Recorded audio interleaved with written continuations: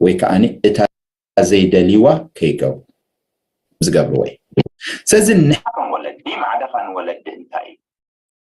إذا دمت تزم عزي السمع زلو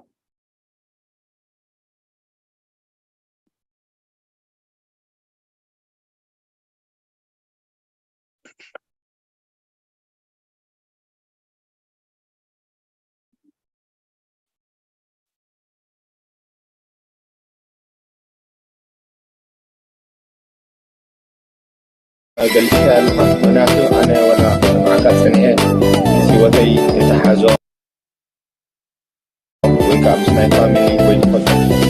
عرفت كلك نار نايم من عودت بجوه الزرار عبيك عبستت عدي صدقنا كان خعبت فلتت كانت يدينا نورا من مكان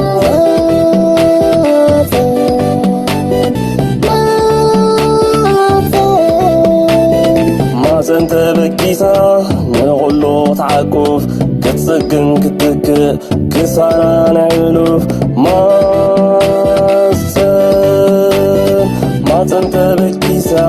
نغلو تعكوف دخلتو كله قصاته كمنا يدماته نغلو تترنا كتاته بايتا ولدونا أما تنساته حلنا نكتو أما نكتو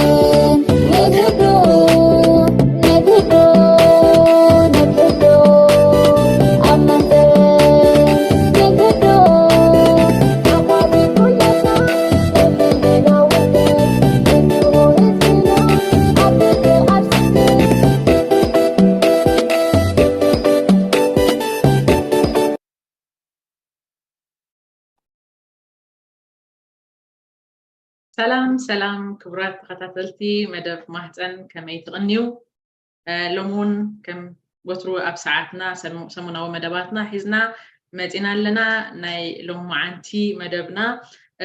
زعبنا له بحلتاتن لمدتاتن مستي إننا برلو دلنا هاجر بخمي عسانينا نبر نخيل أب تحت زبلار استينا لهم عنتي الزرارب حبراوي علالي زلنا لهم عنتي مساي أبزي أب مدب محسن أتو تهدسه دكتور سامسون تأجاي سلاماويت عقبيت من البدهريت كوينو كمون رحيل على مسانا سلزي نزي مدب زي تكتاتلو حبريت تخرجوا منتونايو سلزي سلام انقعد حن قعنا بمدبنا بسلام متأهم نزو ما بزلو خا مسايد اللو خا قعد حن متأهم قبلهم مالتيو ناي نوح عمس لندن تمكرون أبزي ناي integration and resettlement program بسرعة لزخانو بزح حبريتات كابون كم نمهار أمتيو يعني اللي لا سامي حفي أشي مو بقطع نابتي تدالي دلو حتوتات أيقونن على لي دلنا أنا لما عنتي كم أو هاديت نايز مدبن كم تمهاريتن بيني إيمت إزلهو أبز غربا أوان كامبالا ناب كندا متيس لذي أزر استزي قطر حدا مالتي مجرد مرتا أبز خوينا داتا مهاركو نتعلال كوها الرئي مالتي سلذي بحوار خوينا داتا مهارنا داتا معادنا نمسينا سلذي نابتحتوخ نابتحتوخ دالينا دلنا حتوخ ملس integration كنملكلنا انتهي مالتنا يو زخونا سب أب حدش حاجة رفلا أب حاجرات معراب قيد كلوس ناب سيستم اتو integrate جبر زبل لمدا بحلالو ولا أتي نايت عادي نايت تنزل لنا حاجرات سيستمون هذا نو متعتنيا ناب سيستم خاطر وين ما integrate كجبر زدالو له من قد تعتالو سلزي integrate مقبار انتهي مالتيو أتو تعدسه بأخذ كجمري كما يكنهم نباين بأرسيتك بزخون انقعد تراخبنا في كندتاي كابتي ندحري تخط مرسلنا مالتندي حاجة أنا ندحري تحملس كدمي عكسب عن شو منتن ملس يكدم ربعان قال محمد مالتي شو زبانة فني أجي تسديد أحمد سقول له ناب السوداني عاتي مالتي ስለዚ ካብ ኣና ብኣውን ዋላ ካብታ ገዛኻ እንተወፂኻ እውን ኣብቲ መታሕቲ ተኸድካ እውን ካብ ካልእ ነገር ፀንሓካ እዩ ዝተፈለየ ነገር ፀንሓካ ከምኡ እንዳበልና ሕጂ መጨረሻ ናብ በዓል ሆላንድ ምስ መፃና ከም ዝትብለ ዘለኺ ሕጂ ካብ በገባብ እቲ ብፅሑፍን ብገለን ኩሉ ይነግሩካ እምነቶም ሓደሽቲ ሽዑ ግን ከምኡ ዝነገረና ዳርጋ ኣይነበረን ሰኢልና ንኣትዎ እሞ ሽዑ ንእግሪ መገድና ኢና ንምሃሮ ካብቶም ምዕሩክትና ይኹን ካብቶም ፀዓዱ ንሓና ዝሕግዙና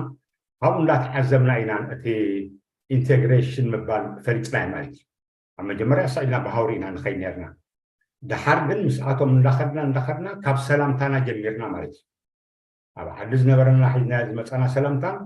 ኣብ ሆላንድ ምስ መፅኻ ቀይርና ማለት እዩ ምክንያቱ ዓድና ቀፃሊ ሰብ ምስ ረኸብካ ብኢድካ ሰላም ትብሎ ኣብኡ ግን ሃይ ጥራይ ምባል እኹል ምዃኑ ነጊሮምና ማለት እዩ ካልእ ቆፀራ ናብ ዓድና ቆፀራ ሓበሻ ሰዓት ሓደ ኢልካ ሰዓት 4 ክትመፅእ ከላ ኣብዚ ግን ቆፀራ ምዃኑ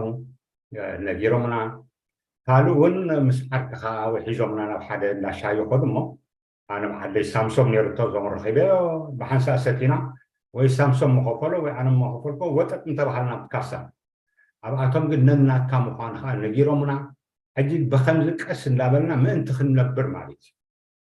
ስለዚ ክትነብር ኢኻ መፂኻ ዘለካ ክትነብር ተኮይንካ ትሒዝካዮ ዘለካ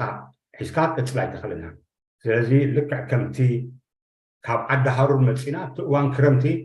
ዘይንፈልጦ ክዳውንቲ ዝቐየርና ስለዚ ልክዕ ከዓ ከምኡ ተተሓሳስባና ክንቀይር ስለ ዘለና ገሊኡ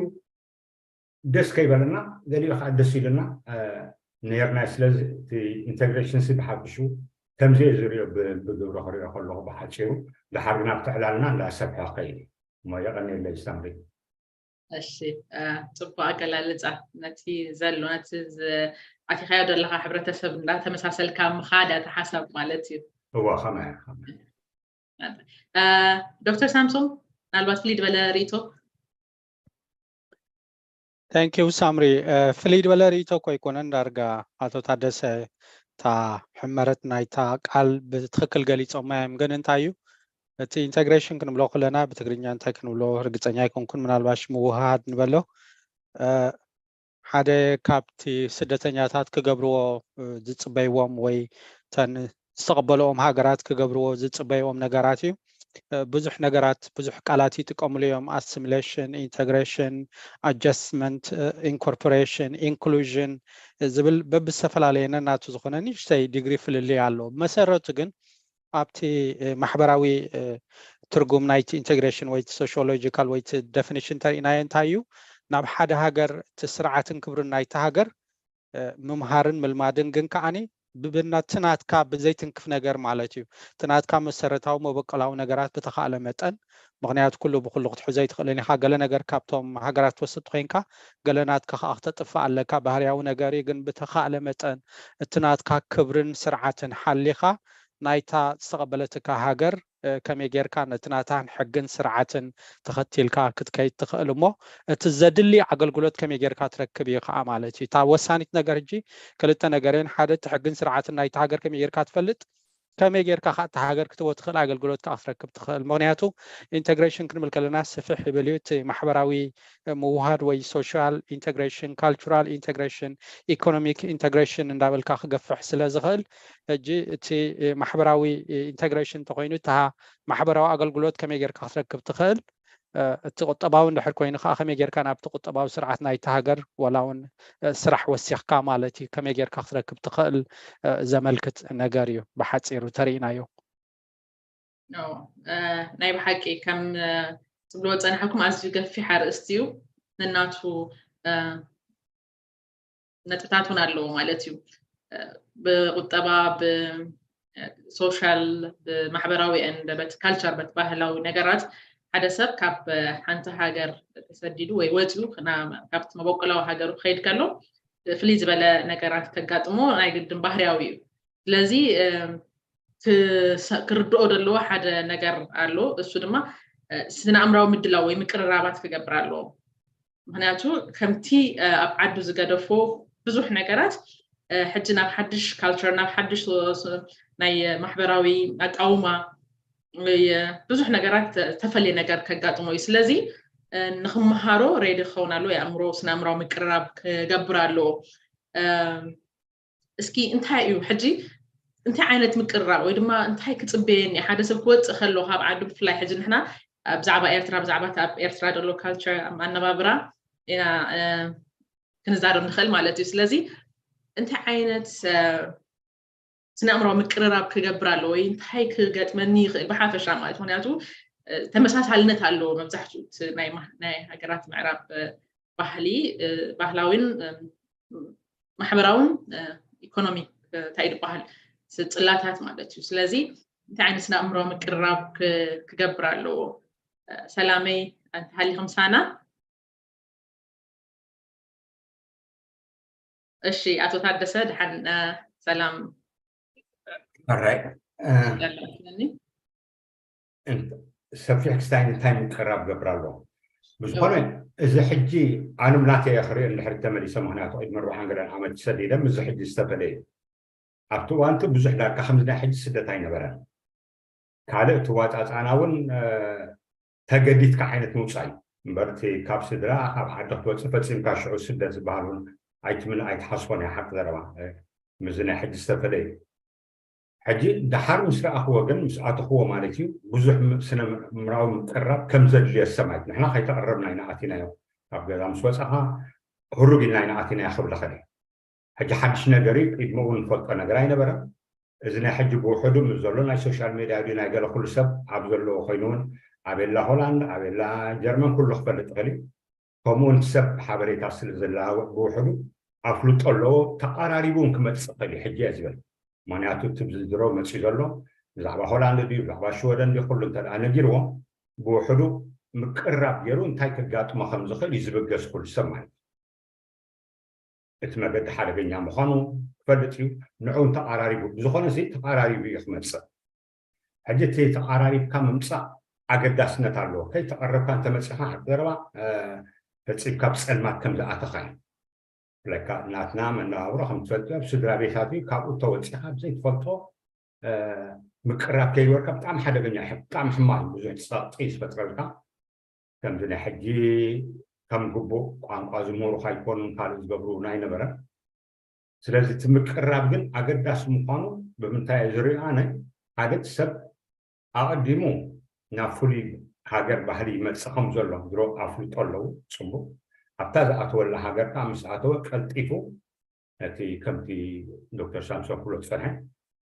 ኣትዩ ስለ ዘሎ ነቲ ንክነብር ተኮይኑ ንሱ እውን ስነ ኣእምሮዊ ምቅራብን ከድልየ እዩ ማለት ካብ ቋንቋ ምምሃር ጀሚርካ ድዩ ብዙሕ ነገራት እውን ክቕይር ከም ዘሎ ተዳልዩ ክፀንሕ ኣለዎ ከምኡ ተዳልዩ እንተዘይፀኒሑ ግን መሊሱ ኣብ ፀገማት ይኸኣቱ ገና ብስነ ኣእምሮስ ገና ኣብቲ ስደቱን ኣይወደአን ኣሎ ማለት እዩ ገና እቲ ምሩሲ ኣብ ሓደ ሳይ ዓለበና ኣሎ እሞ ስነ ኣእምሮ ምቅራብ ብጣዕሚ ኣዝዩ ጠቃሚ እዩ ዝብል ኣረኣእያ ኣለኒ ብኸመይ እምፅያ እዛ ኣርእስቲ ከምዚ ሰብ ናብ ክወፅእ ከሎ ንስደት ዕላማ ገይሩ ክወፅእ ናብ ሓንቲ ሃገር እታ ምእታው ናብቲ ዓዲ ከም ናይ መወዳእታ ነገር ገይሩ ብዙሕ ሰብ ይርዳእ ሕጂ ግን ብትክክል ከቢድ ስለ ዝኾነ ኣታታትዋ ብዝተፈላለየ መንገዲ ማለት እዩ ከቢድ ስለ ዝኾነ ሓደ ዓብይ ጾር ምቅላል ክኸውን ይኽእል እዩ ግን ብድሕሪኡ ዘሎ ናይ ህይወት መስርሕ ግን ኣዝዩ ከቢድ እዩ ኣቲኻ ነቲ ዘሎ ባህሊ ነቲ ዘሎ ናይ ቁጠባ ኣካይዳ ነቲ ዘሎ ብዙሕ ነገራት መሲልካ ንኽትቅፅል ህይወትካ ንኽተቐፅል ስድራ ቤትካ ንኽተቐፅል ከቢድ ሕጂ ከምኡ ኣይፅበዮን እዩ ብዙሕ ሰብ ኦፍኮርስ ብዕላል ሕጂ ኣነ ኣብ ካምፓላ ነይረ ቅድሚ ቁሩብ እዋን ከቢድ እቲ ህይወት ከምዚ እዩ ገለ ትሰሚዒኻ ግን እቲ ስእሊ ኣብዚ ምስ መፃኻ ኢኻ ክሊር ዝኾነ እቲ ክብደቱ ዝረኣየካ ማለት እዩ ስለዚ እቲ ስነ ኣእምሮዊ ምቅራብ እንታይ ቻሌንጅስ ክፅበዮ ይኽእል ኢለ ሓስብ ነይረ ማለት ኣእምሮና ተተዳልዩስ ዝኾነ ነገር ክኸብድ ኣይክእልን እዩ ስለዚ እዚኣታት ዕዝብተይ ስለ ዝነበረተ ተወሳኺ ሓሳብ ዶክተር ሳሚ ሳምሪ ሓደ ነገር ኢንፋክት ስኺ ፅቡቃት ሰባት ይረኺብኪ ከምዚ ብድሆሎ ከምዚ ብድሆሎ ዝብሉ ምክንያቱ እቲ ካብ ደገ ዝመፅእ ናብ ወፃኢ ዝኸይድ መብዛሕትኡ ኣብ ምዕራብ ሃገራት ዝኸይድ ኣብ በዓል ኣሜሪካ ካናዳ ኤሮጳ ኩለን ዘናይ ምዕራብ تناب أمرنا زمت تطبق نجارات توما معراب زلنا سبات تناب فيسبوك نلقى وين في الوسائلات زبرا رغيو عبتناتنا بتطبق كونديشن كنا تسائلنا قربون ناي متصبابق وسخنا له إديت غيرنا نسدو سلازي تناب أفريقيا وياب عدنا زلو سبسي زري مبزحت سبون ولا بقن عنا هيوت كبد بلينا بزي كمزي تلكايو زخا سدد لي كيبلو يلكواي زخا خمزي كواي او خوينو خمي غيرو خمزي يبل دبلك رديتات علوم هج زيركا انت ياخلك دله تثبيتات ناي سبات وسانيو انتاي تي اكسبكتيشن انتاي تثبيت اب اوروبا خوين كان ناب افريقيا خوين كان اوروبا خمص كلخات زلو تثبيتات مبزحتو انا حدا مصنعتات ابز غيرن يرنتايم دبلخا مسكد كان نصا غزات وهاب سراح بقليلو تركب تزرحيبكا خا منغست نورمال غنزب زبكا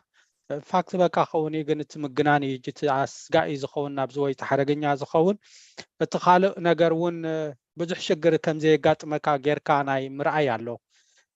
እዚ ትጽቢታት እዚ ግን ወይ እዚ ኤክስፔክቴሽን ኩሉ ንዒ ማለት ኣይኮነን ምስ መጻኻ ኣብዛ ዓድም ሰዓተኻ ክትሰርሕ ምዃንካ ርእስኻ ክትክእል ምዃንካ ምናልባሽ ገንዘብ ካብ መንግስቲ ክትወስድ ኮይንካ እውን ትትወስዶ ገንዘብ ዝተጋነነ ከም ዘይኮነ ካብ ኢድ ናብ ኣፍ ጥራሕ ከም ዝኾነ እዚ ብዙሕ ሰብ ኣይርድኦን እዩ ካልእ ብተፈጥሮ ከዓ እንታይ እዩ ካብ ሓደ ናብ ሓደ ክትገዕዝ ከለካ ስደት ዝበሃል ከም ዝዓንተ ወይ ክልቲኣትኩም ዝበልኩሞ ናይ ስነ ኣእምሮውን ናይ ማሕበራውን ዝኾነ ርበሽ ኣይፈጥረልካ እዩ ናብ ሓድሽ ክትከይድ ከለካ ንእሽተይ ጭንቀት ኣለዎ ስለዚ እቲ ስነ ኣእምሮዊ ምድላዋት ማዕረ ይኸይድልካ እንታይ ይኸፅንዕ ኣብኡ ክጋጥመኒ እንታይ ክገብር ዘለኒ ከመይ ገይረ ክብዶ ንዝብል ወላ ብዙሕ ወረንተ መፀካ ቁርብ እስታት ኣሎ ሕጂ እንታይ ምድላዋት ክንገብር ኣለና ንዝብል ሕቶ ወሳኒ ነገር እንታይ እዩ ኣብ ሓድሽ ሃገር ምስከትካ ኩሉ ግዜ ሓድሽ ባህሊ ክፅበየካ ምዃኑ ፍሉጥ እዩ ባህሊ ከዓ ሓያል እዩ ብጣዕሚ ከቢድ እዩ ባህሊ እቲ ብዙሕ ግዜ ሰባት ዝርድእዎ ነገር እንታይ እዩ ሽግር የብለምን ሰብ ብመገደም ኸደ ኣነ መገደ ይኸይድ ኣበይ ከይንራኸብ ዝብል እዩ ግን ኣብ ሓደ ስራሕ ክትቁፀር እንድሕር ኮንካ ንኣብነት ኣብ ዓዲ እንግሊዝ ስራሕ ክትቁፀር እንድሕር ኮንካ እቲ ናይ ስራሕ ባህሪ ቲ ወርክ ካልቸር ንብሎ ምስ ናይ ሃገር ባህሊ ወይ ቲ ኦቨርኦል ናይቲ ሃገር ካልቸር ዝተተሓሓዘ እዩ ብዛዕባ ናይ ዓመፅ ክትዛረብ ትኮንካ ዝተመሳሰለ እዩ ብዛዕባ ቫዮለንስ ብዛዕባ ናይ ካልእ ዝኾነ ዘይምትንኻፋት ክትገብር ትኮንካ ዝተመሳሰለ እዩ ወላ ኣብ ትምህርቲ ቆልዓ ኸይዱ ዝተመሳሰለ እዩ ሓደ ግዜ ዘጋጠመና ኣጋጣሚ ሓደ ቆልዓ መገድ ናቱ ተማሃራይ ምስኡ ዝመሃር ሓለዋት ሒዚ ሪእዎስ ሓንቲ ልዕሊ ብዘይፈቃዱ ሰሪቁኒ ኢሉ ናብቲ ዳይሬክተር ምስከደ ሶም ከዓ ከም ዓብይ ኬዝ ገይሮም ፖሊስ ፀዊዖም ገለመለ ሕጂ እቲ ባህሊ ማዕረ ክንደይ ሓያል ምዃኑ እቲ ሰብ ክርዳእ ክኽእል ኣለዎ ተወሳኒ ነገር እዩ እቲ ባህሊ እንታይ ክፅበዮ ከም ዝኽእል ከዓ ሰብ እንድሕር ሓቲቱ እንድሕር ፈሊጡ ከዓኒ እሱ ካብ ብዙሕ ነገር ክገላግለና ይኽእል እዩ ስለዚ እታ ብቐሊሉ እታ ቴንኪዩ ወይ የቐኒየለይ እታ ፕሊስ እንብላኮ ሓንሳብ ፕሊስ ተዘይልካ ከመይ ዓይነት ደፋር ሰብ እዩ ከመይ ዓይነት ሩድ ዓይነት ሰብ እዩ ኢሎም ዝሪኡካ ነገር ኣሎ ቴንኪዩ ተዘይልካ እውን ማዕሪ እዩ ኣንሕና ግን ከም ሲምፕል ነገር ክንሪኦ ንኽእል ኢና ስለዚ ባህሊ ቀሊል ኣይኮነን ኣብ ሓድሽ ሃገር ክትከይድ ከለካ ከዓ ሓድሽ ባህሊ ዝተፈለየ ባህሊ ክፀንሐካ ምዃኑ እሞ እንታይ ክትገብር ከም ዘለካ ክትዳሎ እቲ ዝበለፀ ነገር እዩ ኩሉ ግዜ ወምዛ ሳም ዝበላ እንደ ኣዘኪርካኒ ሕጂ ኣብ ብዙሕ ክንኣቱ ንኽእልና ሕጂ መብዛሕትኡ ኣነ 10 ዓመት ኣብ ከምኡ ኣለኹ ማለት እዩ ምዞም ሓደሽቲ ሕጂ ከምዚ መዓስ መሲሉና ነይሩ ትብል ካብ ብዙሕ ሰምሐ ማለት እዩ ዋላ ኩሉ ተዋሂቡ ዝኸምስ ትብሎ ዘለካ ሕጂ ገዛ ብነፃ እዩ ገንዘብ ብነፃ እዩ ብኸፍካ ይበሃል ግን ከምኡ ከምዘይኮነ ሓደ እታ ኣፀቢቃ ዝተዛረብካ እንታይ እዩ ንሕና እቲ ናይ ብሓቂ ኣይንገልፅና ነቶም ዝመፁ ማለት እዩ ከምዚ ኩላትና ንዕዘቦም ከይተሰከፍና ክንዛረበሉ ዘለና ዝብሎ ኣነ ብፍላይ ምስ ዘሎ ሜድያታት ሕጂ ወሳብ ድዩ ቲክቶክ በሎ ገለ በሎ ኣብ ካልእ ዓለም ዘሎ እዩ ዝመስል ሰብ ኣብ ኮታ ኣብ ፀገም ዘሎ ይመስልን እዩ በቲ ዝገበሩ ውርያት ድዩ በቲ ዝለኣኽ ናይ መርዓታት ድዩ ናይ ጥምቀት ድዩ ኩሉ ፈስታታት በሎ ኩሉ ይዝርጋሕ ንዑይ ዝርእትኛው ዘሎ ሞ ሓቂኻ ኢኻ ትሰውን እዚኦም ዝኸይድ መፅእ ደለሙና እዮም ክብለካ እዩ ዋላ ኩሉ ተገበርካ ትጠንቂ ሕጂ ንሕና ኢና ማለት እዩ ምክንያቱ ርኢና ከለና ሲ ኣይንገልፅና ኣለና ነቲ ዝረኣናይስ ከም ፅቡቅ ንገልፆ ከም ዘለና እዚኣ እታ ሓንቲ ከምኡ ስለ ዝኾነ ምስ ኣተው ሕጂ ዋላ ኩሉ ተቐሪቡሎም ከምዚ መሰለና እወ ምክንያቱ ካበይ መፂና እናብል ስለ ዘለና إذا أخو الصدي لسه تذكر كان نسي كل ساعة السماء زربا عبزقنا كابو تبقي شيء عسى أبحان تعدي أتمو كابا جرمن انتعاتيو إنجليز الله تحايش تبلو عب إنجليز تاي كابا فرنسا خي كأي يبزنا برونا الحجة أي حايشين بر عبتزنا برنا لوانا سما تسعة لارجا كم لومر ديرو مالتي مبزحتو سبب تازلوا كوفاي بدن انتايدا هولندا تعاتي أوروبا أزنا برا مبزحتو شو أمريكا يحايش تبعي مبزح سبنا أمريكا خيدو مالتي حجة خموتات بتري خلها أتي مقرب عيسرها توم ها خم تقول شو تصنع كاين نحنا توم تصنع حنا قديمنا تحق تنقل بوحدو تزم تسوون متردو بحاله أجن زي كون نجارون سلنا محل بزح استهان قبراي كلنا مو مستعصم البلاء سلوا ذكر قا وصلا دلسان سامري أشي ናይ ባሕቂ ጽቡቕ ብዝርዝራዊ ሓበሬታ ጽቡቕና ጸኒሕኩም እስኪ እስኻትኩም ምናልባት ኣብዚ ናይ ኢንተግሬሽን ኤንድ ሪሰትልመንት ተመክሮ ስለ ዘለኩም ብፍላይ ምስቲ ናትና ሕብረተሰብ ከዓ ስለ ዝሰራሕኩም እንታይ ዓይነት ቻሌንጅ ከጋጥም ማለት እቲ ኣብነታት ማለት እዩ كجاتم زخال إنتجريت أب كجبر كله حدا سب كجاتم زخال بدهوتات انتهايو أبنت مالت مسألة أبنت عسنينا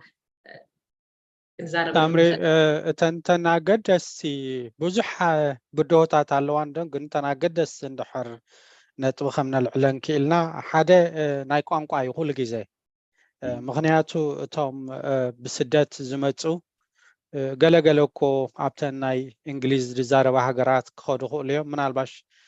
ቁሩብ ትምህርቲ እንድሕር ኣለዎም ክፍትኑ ክእሉ እዮም ግን እኹል ኣይኮነን ወላ ነቲ ትምህርቲ ዘለዎ ሰብ ማለት እዩ ሕጂ ቋንቋ እታ ዝዓበየት ጉዳይ ኩሉ ግዜ ቋንቋ ነቲ ማሕበራውን ባህላውን እንኮላይ ነቲ ቁጠባዊ ኩነታት ስለተኣስሮ እታ ቋንቋ ኩሉ ግዜ ሓናቒት ነገር እያ ብዙሕ ግዜ ብዓድና ንሪኦ ከዓ ንኣሽቱ መናእሰይ ትምህርቲ ገዲፎም ዩኒቨርሲቲ ገዲፎም ድስደዱ ትሪኢኻ ምክንያቱ ወላ ሓንቲ ነገር ድሌት የብሉ እናኦም ስኮትኩ ወላ ሰሪሐ ክበሊዕ ገላ ዓይነት ግን እዚ ነገራት ኣብ ግምት ኣይትወን እዮም ምክንያቱ ካብ ካይ ተማሃርካ ክትመፅእ እቲ ዘለሓሽተ ዕድልን ብልጫን ከም ዘለዎ ዝርድእዎ ውሕዳት እዮም ማለት እዩ እታ ሃለይቲ ኮይና ትስማዓኒ ኣነ እታ ባህሊ ዝበልናያ ነገር እያ ባህሊ ክንብል ከለና ግፍሕ ዝበለ እንዶ ግን كم يجركا كومنيكيت تجبر بزعد كم يجركا تزارب مع رام مسكتكا كم يجركا نفسها تجلس كم يجركا مسبات تزارب زي أنت وسانت نجارين مغنياتو نحنا بمسرة عقابة عن سباتنا ولا أنا بصراحة كدنا انترفيو ندحر كدنا أنا نخن بالوني سقفنا كل جزء تبهلنا نحنا سلزبلنا تولك أونت كم زي دقوف سلز جورا أبجلا جلون كم تمكحتي جيرو سلازريو أنا مبالسي نبانا كم حوسة عجبيو مسخلتنا مسعى منا خلنا هذا عامنا خبطناتنا عام تحت زبالة كند مزرامنا طرح يوصلوا مالتي بزح جزء تريو نجارن تايوب زي بحلف إن دحرات أبيقوم تفلت خاينهم نو إذا السخايكم كان بلوخا إذا تزاربوا دلخاس ربع خبطنات كون يكونن إزخة يبلو مالتيو أقعد أمي لومي حدا كابتن زانيا سب عديمنا نيرنا سمينار كبنا دينيو نايت يونيفرسيتي اوف تنزانيا كوليج بزح زغبري جن كابت زغبروس 100% هون ايغلص نابتنا ناتكا بايو مسبلنايو هجي انتاي لي انت فلليسي يردعني مغنياتو زيب كان دلخا بايو غدفمو بعلخا نغرنا نفسخا هجي إذا عدل إذا جنا يترخبوني خام مغنياتنا بصراحة عند حركة كختوارات توهينكا التات زاربا زلخات رحم زريو هجي تزغرب كاي دوكيمنت انت تزاربو زلخان ابقول يخفل على خلي بردوز السيو نحوسي فيدي حزمت يخبل خاون خليهم هجي تي بحالي بتعمي وساني تعانتو يستقاسكو تي ثانك يو بليز مبالونا تزخونه ترالو مغنياتو كم حدث سرعات زغدلو زي ادب جيروم كريو خاخو اليوم سلازخون كاي كونن سلا تعبابي خاي سمون عقر دو نيروم ግን ብዙሕ ግዜ ኣብቲ ናትካ ባህል ወሪዶም ክርዱ ይደልዩም ኣብቲ ዓዶም ስለ ዘለኻ እስኻን ዕቑት መስል እዮም ዝደልዩ እዚ ነገር ኣሎ እቲ ሳልሳይ ጉዳይ ስራሕ እዩ እቲ ጉዳይ ስራሕ ሓደ ንሕና ኣብ ዓዲ ስደት ኩሉ ግዜ ሓደሽቲና ዘለናዮ ዶክመንት ኩሉ እውን ዘይክንረክብ ንኽእል ኢና ካልእ ወላ ስራሕ ኣለና ተመክሮ ኣለና ፍልጠት ሃሊና ከማንሲ ብዙሕ ናይቲ ዓዲ ተመክሮ ይጎድለና እዩ ናይቲ ዓዲ ባህሊ ይጎድለና ናይቲ ዓዲ ኣነባብራ ሂወት ይጎድለና ናይቲ ዓዲ ናይ ስራሕ ተመክሮ ይጎድለና ከምቲ ዓንተወይ ዝበልክዎ ናይ ሃገር ባህልን ናይ ስራሕ ባህልን ተመሳሳሊ እዩ ኩሉ ግዜ እዚ ከዓ ምስኡ ስለ ዝተሓሓዝ ኣብ ርእሲ እውን ኣብ ምዕራብ ክትከይድ ከለካ ኩሉ ነገር እቲ ሓላፍነት ኣብ ውልቂ እዩ ዝመፅእ ባዕልኻ ካ ስራሕ ትደሊ ባዕልኻ ካ ኦንላይን ትኸይድ ባዕልኻ ካ ኩሉ ነገር ቸክ ትገብር ኔትወርክ እውን የብልካን ምክንያቱ እቲ ማሕበራዊ መሰረት ናትካ ኣብ ዓድኻ ገሪፍካ ኢኻ ዝመፅኻ ስለዚ ኣብዛ ሓድሽ ዝኾነ ማሕበራዊ መሰረት የብልካን ኣብዚ ከድካ ዓዲ ከዓኒ እቲ ኔትወርክ ዝበሃል እቲ ማሕበራዊ መሰረት ዝበሃል ኩሉ ግዜ ኣገዳሲ እዩ ምክንያቱ እስኻ ባዕልኻ ኣብ ስራሕ ኣፕላይ ክትገብርን ሓደ ሰብ እከለ ንፍዕ እዩ እስከ ረእዮ ክብለልካን ይፈላለዩ ስለዚ ከም ዝድበልክ እቲ ቋንቋ እቲ ባህሊ እቲ ውልቃውነት ዝመሰረቶ ዓዲ እዚ ብጣዕሚ ብድሆ እዩ እቲ ኣነባብራ ንባዕሉ እውን ኣብ ውልቃውነት ዝተመስረተ ስለዝኾነ ንኣብነት ኣነ ብዓዲ እንግሊዝ ኣለኹ ዓዲ እንግሊዝ ሓንቲ ካብተን ብውልቃውነት ዝተዓብለላ ወይተን ሎንሌስ ዝበሃላ ሃገራት እያ እቲ ዝርጋሐ ናይ ኤርትራዊ ወይ ዝርጋሐ ናይ ሓበሻ ብሓፈሻ ተሪእኻዮ እውን ዝተጋነነ ይኮነን ማለት እዩ ፅዑቕ ዝበለ ይኮነን ምናልባሽ ካብ ቦታ ናብ ቦታ ይፈላለ ክኸውን ግን ሰብ ብስርሑ ይተሓዝዩ ብቦታ እውን ይፈላለዩ ኣብ ዓዲ እንግሊዝ ሓደ 40,000 ወይ 50,000 ሰባት ኣለዎ ተልና ኣብ ሙሉእ ይከይ እንድሕር ተዘርጊሖም ኣብ ከባቢኻ ብዙሕ ጥርናፈ ይትረክብኒ ኢኻ እቲ ናትና ማሕበራዊ ወዳድባ እውን ድልዱል ኣይኮነን ስለዚ እዚ ኩሉ ተደማሚሩ ነቲ ሰብ ተዓንተወይ ዝበልናዮ እቲ ስነ ኣእምራዊ ምድላዋት ብጣዕሚ ኣገዳሲ እዩ ምክንያቱ ኣብ ገለ እዋን ጭንቀት እውን ክገብረልካ ይኽእል እዩ ብጣዕሚ ፅቡቅ ሕጂ ሳሚ ተናኺፎ ንሱ እንዳተዛረበ ከለኹማ ካብተን ሒዘ ዝነበርኩ ዳርጋ ሓደ 100 ክስቲ ኣሎ ሒዘ ዝመፅኹ ካብን 5 ጠቂስካ ኣላ ብዙሕ እዩ ግን እተን ዝጠቐስካዮ ናብ ቦታአን ሃገር ኣገድስቲ ንዘን ዝጠቐሰን እየን ካልእ ብግብሪ እንተገልል ገሊን ሓደ ሰብ ንኣብነት ኣብ ናይ ዕቑባ ቦታ ፀኒዑ ናብቲ ሕብረተሰብ ፍቃድ ምስ ተዋሃቦ ሕብረተሰብ ከዓ ኣትዩ ገዛ ክወሃበ እዩ ኩሉ ኣብ መንጎ ክነብር እዩ ማለት ኣብ መንጎቶም ደቂ ዓዲ እንግሊዛውያን ወይ ደቂ ሆላንድ ንበል ኣብኣቶም ክመፅእ እዩ ሕጂ ሓደ ከም ብዓብዩ ዝበሎ ሳምሶም ዝገለፆ ትርክብ እዩ እቲ ቋንቋ ንሱ ብዓብዩ ፀገም ንኣቶም ክትራዳእ ተዘይክኢልካ እቲ ዝዓበየ ፀገም ኣለካ ማለት እዩ ስለዚ ንሱ ቋንቋ እንዳተምሃርካ ክፍታሕ ይኽእል ንበል ፅቡቅ ካልእ ግን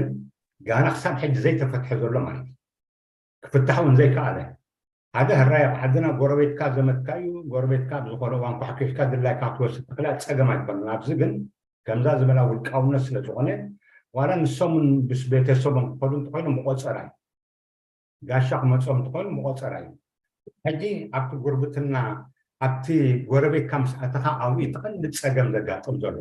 ጋና ከይስፋሕፋሕካ ከለካ ብታ መጀመርያ እዋን ተኣትወላ ብታ ገዛ ሓዳሽ ቦታ ማለት ምስቶም ጎረባብትኻ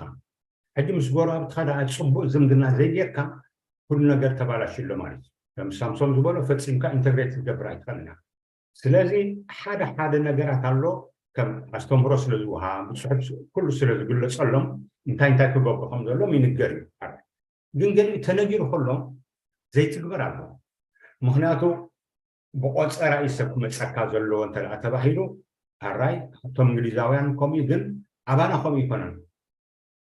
ሳምራዊት መፅያላ ተባሂሉ ይኣምን እየ ኣብዛ ሆላንድ ነርት እንተትኾኒ ኩሉ ሰብ ዘቆፀራ ኩሉ መፅሕ በፅሓክ ማለት እዩ እቶም ጎረባብቲ እንታይ እዮም ክብሉ ወይ ሳምሶም መፅኡ ተባሂሉ እንተዝኸይድ ናብ ኖርዌይ ኩሎም እዮም ክመፁ ንሳምሶም ዘድም ማለት እዩ ጎረቤት እንታይ ይኽብል ሕጂ እዚ እቲ ቀንዲ ጋና ተመሳሲልና ክንነብር ዘይኽኣልና እዚ ሎ እቲ ማሕበራዊ ስታይና ማለት እዩ ከም ሳምሶም ዝበሉ ንሶም ናይ ውልቀ ንሕና ግን እቲ ማሕበራዊ ጋና ኣይገደፍና ኢና ኣለና ሓደ ሓዘን መፅእ ኣብቲ ጎረቤት ማለት እዩ ኩሉ ክበፅሕ መፅእ ክንገድፎ ይንኽእል ኢና እቲ ጎረቤት ዘሎ ግን ነዚ ይቅበሎን እዩ ኣብዚ ሕጂ ብዙሕ ግርጭታት ኣሎ ጋና ናብ ፀገማት እውን ዘምፅእ ሓደ ምምሳይ ኣሎ ጎረባብቲ ይመፅኻ ንሳቶም ውሱን ሰዓታት ንፅባሒቱ ስራሕ ክኸዱ እንተኮይኖም ድሕሪ ሰዓት 10 ሕጊ እውን ኣሎ ናይቲ ቦታ ማለት እዩ ከም ናይ ዓድና ኣይኮነን እቲ ትነብረሉ ቦታ ሕግታት ኣሎ ብታሕቲ ተፃሒፉ ይንገረካ እዩ ንሱ ናብ ምትግባር ፀገማት ክሳብ ሕጂ የጋጥም ማለት እዩ እቶም ቅድም ዝመፅኣ ሕጂ ዝመፁ ይኹን ዋላ ነዊሕ ዝገበርና ክሳብ ሕጂ ዘጋጥም ፀገማት ዝሎ ንሳቶም እንታይ ንገብሩ ሽሮ መጠንቀቅ ጥራይ ንገብሩ እንተብዚሕካ ናብ ፖሊስዮም ኮድ ማለት ፖሊስ መጻካ ስለዚ ኣብኣቶም ካ እዚታት ዓብ ፀገማት የጋጥም ብፍላይ ኣብቲ ማሕበራዊ ርክባትና ሕጂ ትዝበለፀ እንታይ ኢና ንብሎም ንሕና ሓደ ነቲ ጎረቤትካ ዋላ ቋንቋ ኣይትኽኣል ተኣቱ ክወፅእ ከለካ ፍሽኽ ኢልካ ብኢድካ ሓምጃ እንተጌርካ ይርዶ እዩ ሃይ ምባል ኣይጠፋእካን ዋላ ሃሎ በሎ ዋላ ከይተዛረብካ ኢድካን ፍሽኽካን እንተጌርካ እዚኣ ንዖም ቀዳመይ ትርክብ እያ ንብሎም ማለት ካልእ መደቡን ክህልወካ እንተኮይኑ ኣብነት ጥምቀት ድዩ ሓዘን ድዩ ገለ ክህልወካ እንተኮይኑ ኣቐዲምካ ንገሮም ኢና ዋላ ተርጓማ ጨዊልካ ድዩ ኣቐዲምካ ከምዚኣ መደብ ኣላትና ምሳኻ ዓድሞ ምሳና ምፅበሎም እያ ከምሳ ብጥሩሕ ምነፃ ፀገም የበሉ ንሳቶም ተሓጒሶም እዮም ክመፁ ማለት ሕጂ ብከምዚ ጀምርዎ ኢና ንብል ብከምዚ ተደኣ ተሃኒፁ ምስቶም ጎረቤትካ ከዓ ምስቲ ውልቀ ጎረቤትካ ተደኣ ፅቡቅ ዝምድና ፈጢርካ ምትእማን ፈጢርካ እዚኣ እትኸይድ ናብቲ ካልእ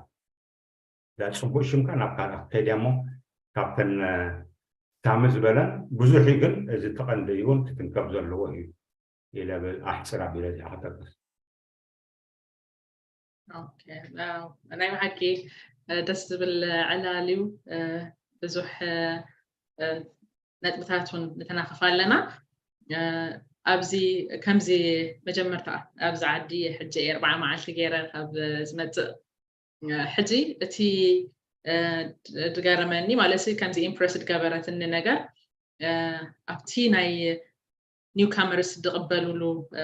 ቦታት ኦፕን ዶር ይባላል ኦፕን ዶር ሶሳይቲ ናው ኸይደ ሰዕለልና ማለት እዩ ምስታው ነበረ ፍሮንት ዴስክ እቲ ዝኾነ ሪኮመንዴሽንስ ነይሩ ድሃበትኒ ስራሕ ንኽጅምር ከምዚ ዓይነት ኮርስ ወሰዲ ንቅድም ቋንቋ ኣሰስመንት ግበሪ ገለ ዝብል በቃ ጋይድ ዝገብር ጽቡቕ ሓሳባት ይባትኒ እቲ ናይ ባሕቂ ብዙሕ ተጠቂመ ማለት እዩ ማለት ተጠቀማለሁ ገናት ወርክሾፕስ ኸይዳሎ ገለ እቲ እዚ መንገዲ ናይቲ ኢንተግሬሽን እዩ ንኣብነት ብፍላይ ሕጂ ኣነ ብዕላል ሰምዖሲ ሰብ ክመፅእ ከሎ ተቐበሎ ሰብ ኣሎ ምስቲ ከባቢ ደላልዮ ሰብ ስራሕ ኣብ ምድላይ ድዩ ኣብ ብዙሕ ነገራት እቲ ዝቕበሎ ሰብ ከላልዮ ክእል ዳርጋ መብዛሕትኡ ሰብ ከዓ ኣው ዲፔንድ ዝገብር ምስቲ ዝቕበለካ ወይ ምስቲ ዝላለየካ ነቲ ከባቢኻ ማለት እዩ ፅቡቕ እኳ እንተኾነ ሓደ ግዜ ከዓ ባዕልኻ ክትፍትሾ ሓደ ግዜ ዘይኮነስ ናይ ግድን ክትፍትሾ ኣለካ ነቲ ደሎ ኦፖርቹኒቲስ ነቲ ዘሎ እንታይ ክበካ ክእል እቲ ቤነፊሻሪ ኮንካ ስኻ ክትጥቀም ትኽእል ካብቲ ሲስተም እንተዘይኮይኑ ከምዚ ሳሚ ዝበለው ሓደ እቲ ኮሚኒቲና ቅሩብ ጥርንፍ ድበለ ስለደይኮነ እኹሉን ኣይኮነን ስራሕ ንኽትረክብ ብፍላይ እቱ ኢሉ ሰብ ክሰርሕ እዩ ዝደሊ ኣብዚ ማለት እዩ ኖ ኣብ ኤውሮጳ ከመይ ሲስተም ብዙሕ ኣይፈጠነ ግን ኣብዚ ግን ክሰርሕ እዩ ዝደሊ ሕጂ ኣብ ክንዲ ክመሃር ኣብ ክንዲ ወርክሾፕስ ትሬኒንግስ ገለ ክብል ናፍታ ኣብ ጥቕኡ ዘላ ስራሕ በቃ ኦፕሽን የብለይን እዚኣ ድበላ ኣብኣ ይጅምር እሞ ብኣቢሉ ከዓ ይቕፅል ሕጂ ናበይ ክመፅእ ደለይ እዚ እቲ ሲስተም ናይቲ ኢንተግሬሽን ሲስተም ዝህበና ትምህርትታት ወርክሾፕ ክሳብ ክንደይ ዝጠቕመና ዋሲ ኩሉ ሰብ ብዙሕ ሰብሲ ናብ ገንዘብ ወይ ናብ ስራሕ ምድላይ ሽግራት ክኸውን ይኽእል ግን ብኸመይ ኢና ኤክስፕሎይት ክንገብሮ ዘለና ነቲ ከምዚ ዓይነት ሲስተም ስራሕ ምድላይ ካልእ ረብሓታት ናይቲ ኢኮኖሚ ኣብ ምባልሲ ብኸመይ ኤክስፕሎይት ክንገብሮ ኣለና ከመይ ክኸውን ደሎ ኣብ መፃፅኣና ኣረጋግፃና ናብ ምዕራብሲ ከመይ ክኸውን ደለዎ ምናልባት ታሕቶ ክሊር ተኾይና ንፅርቲ ሳምሪ ግን ኣብኡ ንሓንቲ ንእሽተይ ኣገዳሲ ጠቒስክ ፀኒሕኪ እቲ ናይ ሰብ ሽግር ወይ እቲ ሰብ ዝደልዮ ነገራት እንታይ እዩ ሓደ እቲ ክንመፅእ ከለና ናብ ምዕራብ ብብዝሒ እቲ ዝመፅእ መንእሰይ ጥራሕ ኣይኮነን እቲ ናይ ዕድመ ፍልልያት ኣለና ምስኡ እቲ ናይ ትምህርቲ ደረጃታት እውን ኣለዉ ማለት እዩ ሕጂ ምስ መፃኻ እንታይ ኢኻ ክትገብር ትደሊ ብዙሓት ዕላማ ኣለዎም ስለምንታይ እዮም ንምዕራብ ክኸዱ ዝደልዩ ወይ ስለምንታይ እዮም ዝስደዱ ካብቲ ብዓዲ ዝደፍኣካ ነገር ውፅእ ኢልካ ማለት እዩ ምክንያቱ እቲ ዝደፍኣካ ነገር ኣሎ እቲ ዝስሕበካ ነገር ኣሎ ኩሉ ግዜ ናይ ስደት هجي تسحبهم نجار سريحهم جنزب كجبر ديوم زلي وي ناي تمرت بها قسلة زلوهم ديوم دسددو زبلت زمت حتى مالتي كالون كون خل ناي بيت سبت أرنافه ناي كال جن تناقدس إن حرام تينين تناي تمرتي دليت وي تناي سرح سريح كا كتلوت دليت إن حريلنا انت هاخد قبر دلك ابزي ان كتعود توساني هجي السخيا ان فاكت تناي كندا سيستم تي مالتي كالتشرال سيستم يمثلني تزي تغاغي حساب جوخم ايزالو كوم سلا زخونه قرب ناي متببع ነገር كلو خالي مبزحتو ناب ابزي يوروب አሎንዶ ቻሪቲስ ኣለዋ መንግስቲ ዘይኮነ ቻሪቲስ ኣለዋ መብዛሕቲ ግዜ ምስኣተኻ እንታይ ክትገብር ኣለካ ብናይ ክትሕገዝ ኣለካ ከመይ ነዚ ዓዲ ክትለምዶ ኣለካ እንታይ ዕድላት ኣሎ እዚ የርኣያኻየን ምስ ዝተተሓሓዘ ግን መን እዩ ዝቕበለካ ዝብልታ ዘለዓልክያ ነጥቢ ኣገዳሲት እያ መን እዩ ዝቕበለካ ኣብዛ ዓዲ ክትኣቱ ከለኻስ ቤተሰብ ኣለካ ዲ ክቕበለካ ዝኽእል እሞ እቲ ፖኬትስ ዘርእየካ ኣብዚ ከምዝላ ኣብዚ ከምዝላ ከምዚ እንድሕር ጌርካ ከምዝላ ዝብል ሓንቲ ወያቶ ታደሰ እውን ኣልዒሎማ ነይሮም ካብ ኣሳይለም ወይ ናይ ዕቑባ ሓታቱ ኮይንካ ዕቑባ ምስ ተዋሃበካ ድሕሪኡ እንታይ ኢኻ ክትገብር ዘለካ ዝብል ሕቶ እውን ኣሎ እንዶ ሓደ ሓደ ሓበሬታ ዝዋሃበካ ግን ኩሉ ይሱ ናይ ቋንቋ ሕፅረት ኩሉ ክእል እዩ ናይ ምርዳዕ ሓፈሻዊ ኩነታት ሕፅረት ኩሉ ክእል እዩ ግን ከማኻ ዝመሰለ በቲ መገዲ ዝሓለፈ ሰብ ክትረክብ ከለካ እቲ ዝሓሸ ነገር እዩ ሕጂ ኣብዚ እንታይ ኢኻ ትርኢ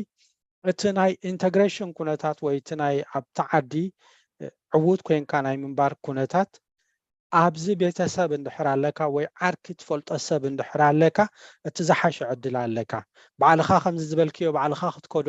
ሓርጎዝ ጎፂልካ ክትሪኦ ገለ ኣገዳሲ እንድዩ ግን መሰረት ዘትሕዘካ መገዲ ዘትሕዘካ ሰብ እውን ወሳኒ እዩ ወላ ናብቲ ዩኒቨርሲቲ ኣብቲ ትምህርቲ ክትከይድ ኮይንካ ዓቕምለኒ እሞነስ ኮሌጅ ክመሃር ክእል እየ እንድሕር ኢልካ እውን እንታይ ኢኻ ክትመሃር ዘለካ እቲ ሓደ ሕቶ ዝመፀካ እዩ ኩሉ ግዜ እንታይ ኢኻ ክመሃር ዘለኒ ምክንያቱ እቲ ዝደለኻዮ ኣሎ እዚ ክትመሃር ትኽእል ኢኻ ግን مستمر كان تايخ عود كتكون تخيل بدحريو حق دي خاط مهر لك بحق كم سدتني عود كتكون تخيل لك نتزلو ناي حق نجارات كل نافيجيت كتقبرك عطو متو موت كتري تخيل لك كتورا تخيل لك مسوم دك عادي دوس دكتور دي خاط كون لك نرس تخين كاب قليل سرح كتركب لك ومو خاط فوتو ديها زيتات نجارات زماخرك سبون تدليخه هجي እንታይ ይኽብል ደሊ ኣብ መጨረሻ ኣሎ መሰረታዊ ዝኾነ ንእሽቶ ሓገዛት ኣሎ ግን እኹል ኣይኮነን እቲ ካልኣይ ነጥቢ በይናይና ነዚ ዓዲ ዝክንከስቦ ዘለና ንዝብል ሕቶ ግን ኣነ ኩሉ ግዜ እንታይ እየ ዝብል እዛ ኣቦታትና ዝብልዋ 7 ዓመት ከይመሃሩ 7 ዓመት ድንቁሩ ዝብልዋ ሰኒ ኣገዳሲት እያ ሓደ 7-8 ዓመት ከይትመሃር ኢልካ ኩሉ ግዜ ናይ ፋብሪካ ሰራሕተኛ ክትኮን ብሕልፍን መንእሰያት ነቲ መንእሰይ ነቲ ትምህርቲ ዝሓለፎ ገለ እዞም ድሕሪት ዝመፁ ዘለዉ መንእሰያት ተሪኻዮም ግን ኣሕዋቶም ኣትዮም ኣሕዋቶም ዘምፅዎም ኣሕዋቶም ናይ ቤተሰብ ሓላፍነት ዝስከሙ ኩሉ ግዜ ናይ ትምህርቲ ዕድል ዘለዎም እዮም እዚ ዘሎ ዕድል ኣብ ክንዲ ዝጥቀምሉ ልክዕ ከም ኩሉ ሰብ ኣብ ስራሕ ክትዓውቱ ደልዩ ኣብ ገለ ክገብሩ ክእሉ እዮም ትምህርቲ እቲ ናይ መጨረሻ ነገር ኣይኮነን ትምህርቲ ተዘይተማሂርካ ዕዉት ኣይትኾንን ማለት ኣይኮነን ዝሓሸ ህይወት ክነብር ኣይትኽእልን ማለት ኣይኮነን ግን ከዓኒ ኣብቲ ዘለካ ነገር ወላ እውን ድኾነ ሰብ ድኾነ ዓይነት ስራሕ ክሰርሕ ትኽእል ኢኻ ነቲ ክትሰርሖ ትደሊ ግን ብትምህርቲ እንድሕር ተጊፍካዮ ኩሉ ግዜ ዕዉት ክትከውን ትኽእል ኢኻ ኩሉ ግዜ ካብቲ መሰረታዊ ወይቲ መሰረታዊ ዝኽፈሎ ነገር ካብ ከምኡቲ ሚኒማም ዌጅ ዝብልዎ ካብ ምኽፋል ዝሓሸ እቶት ክህልወካ ክእል እዩ ወላ ዝሓሸ እቶት ተዘይብልካ ዝሓሸ ዕረፍቲ ክህልወካ ክእል እዩ ኣነ ተማሂረ ኣብ ሰሙን 37 ሰዓት እንድሕር ሰሪሐ ኣብ ዓዲ እንግሊዝ ኣብዘን 37 ሰዓት ምናልባሽ 2,000 ፓውንድ እንድሕር እትየ ሓደ ሰብ ዘይተማሃረ ንኸምአን ንኽእቱ ኣብ ክንዲ 37 ሰዓት 50 ሰዓት ክሰርሕ ኣለዎ ስለምንታይ ዘን 17 ሰዓት ምስ ስድራ ቤቱ ምስ ደቁ ምስ ዝፈትዎም ሰባት ኮፍ ኢሉ ዘይዕርፈለን ሕጂ ብኸምኡ ዓይነት ክትሪኦ ፅቡቕ እዩ ምናልባሽ ፅባሕ እውን ከም ኩሉ ስደተኛ ዓድና ክንከይድ እሞ ሰላም ኮይኑ ዝማዕበለት ዝሓሸት ሃገር ክትህልወና ኢልና ንሓስብ ኢና እዚ ክንገብሮ ንኽእል ከዓኒ ዝሓሸ ትምህርቲ እንድሕር ኣምፂእና ዝሓሸ ተመክሮ እንድሕር ኣምፂእና ክኸውን ይኽእል እዩ ምናልባሽ ገንዘብ ኣምፂእ ኢንቨስት ክገብር ክእል እዩ ሓደ ብል ክእል እዩ እሱ ክገብር ኣይክእልን ማለት ክገብር ክእል እዩ ግን ከዓኒ እቲ ዝሓሸ ዕዉት ክኸውን ዝኽእል ነቲ ዘለዎ ኢንቨስትመንት ብትምህርቲ ክውስኾ ከሎ ፅቡቕ እዩ ኣነ ኩሉ ግዜ ነቶም መናእሰይ ብሕልፊ 18 እዞም 15 ቲኔጀራት ኣብ ትምህርቲ ተኣትዮም ዝሓሸ ክኸስቡ ክእሉ እዮም ዝብል ርድኢት ኣለኒ ያኽለኒ መስለኒ ኸይኑ ሓልኪ ፅቡቅ ሓበሬታ ሓትበና ፀኒሕካ ዶክተር ሳምሶን ኣቶ ታደሰ ተወሳኺ ሓሳብ ተሃሊ والله كم عد نم عد فعلا اللي حجنا كان بس يستنفذ يعني توم عدم مخايم كل زلالي هم بلا عين كان جواب طالب كم عد إنجليزونا هولان في الليل استفعل عليه حجي أو هولان فولي هو مستر حب كم عيتي تتكلم الفعل مسوسة كم بحاجة درجة حدا عبد تتكلم له مالك نعها تقبله مستر محدار كتمر رحمه كل ذا صار تركه كون حدا عمك بوحده كل نجار يسال الخيال لما مدك كمالك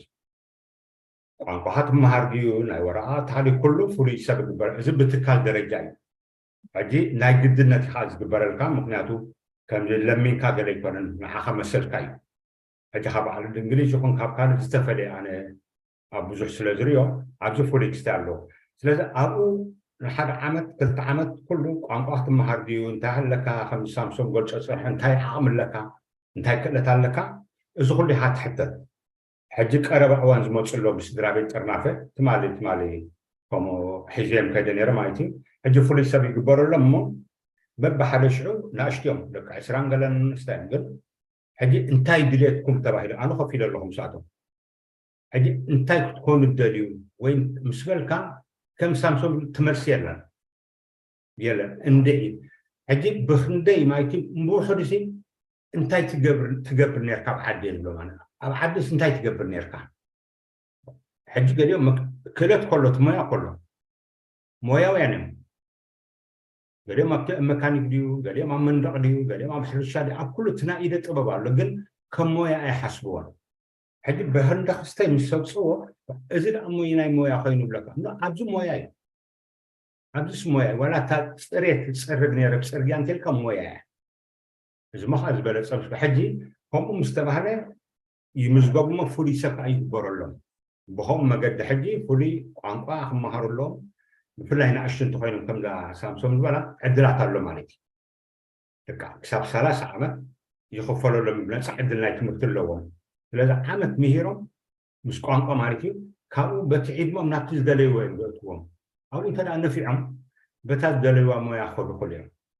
ناب النرسينج ديو ناب نايتعنا ديو بستحات الجميرهم مالتي بتعيد مام كم دين تخيلهم حجي بتزرع على درجات زبط حلو فطم مالو زقدوس مالتي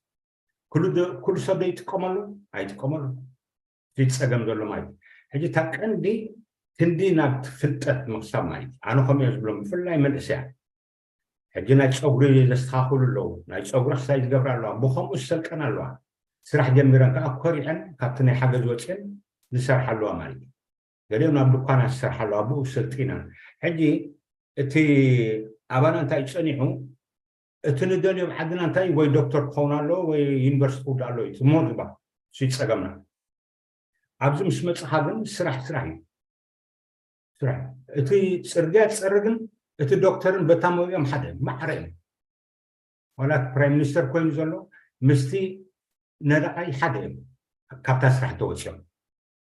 إذا الرئاسة زي اللي في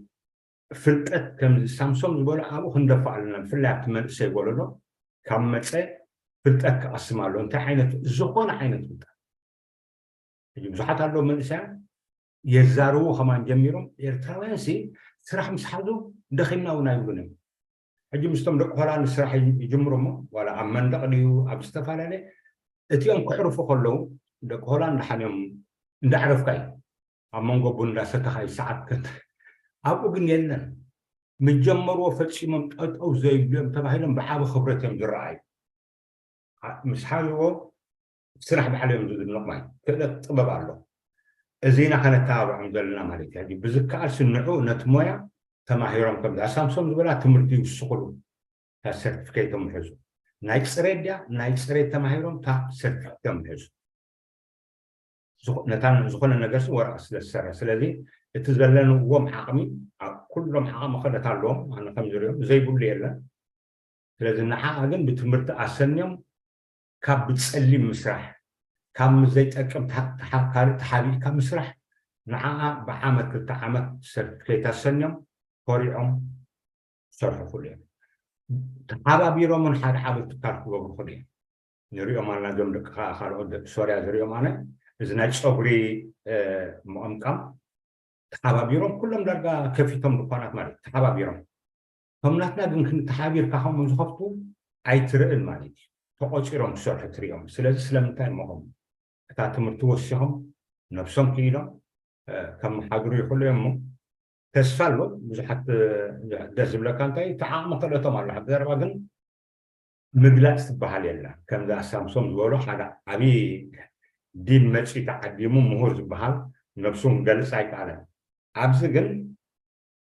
يقول شوين بزي سكوتا تاخذ لوتهم تتصرف تخين عن تسعر جايب لك ندى عين تخين عن ندى جايب لك ندى خور عيد نقدر كمو إذا عينها حساسبان تلعلو بيتنا في حبرة سبنا نزي نقول لنا خبز شاق اليوم مالك مجمع تي أنتو يقول كيا ما بقاسي في السنة عمرهم مكرر أو إن عن سرح دلنا نسم سرحنا شو تندليو دلنا وين أبخالو قدو كل يوم يعني اللي سام تتعدس كفيح تبغون حبريتها نقولتنا زتقم مالتي لو ما عندي كأنا كواي جميل كمالت تتقاميتنا يزعلان اللي سلزي تبغى حبريتها إنا نركب دلنا كبرات عزبتي زي مدى مهتنيو لو ما عندي بزعبة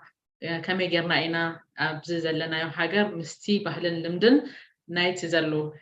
أبزلوا حبرة سويات ما حجرات معراب ويبدو سدد دلوا كم يجرنا توهيدنا كنبر نخل